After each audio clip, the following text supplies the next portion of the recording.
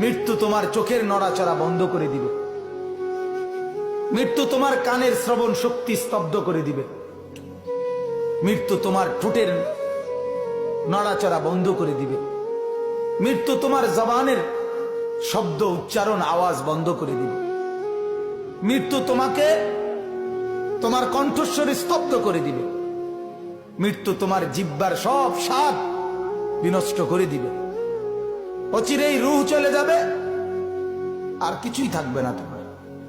না কানের শ্রবণ শক্তি, না নাকের ঘ্রাণ শক্তি, না চোখের দৃষ্টি শক্তি, না চামড়ার অনুভব শক্তি, না পায়ের চলার শক্তি, না কল্পনার বিবেকের দিমাগের চিন্তা ফিকিরের শক্তি, কিচ্ছু থাকবে না। আল্লাহর নবী এটাই বলছেন।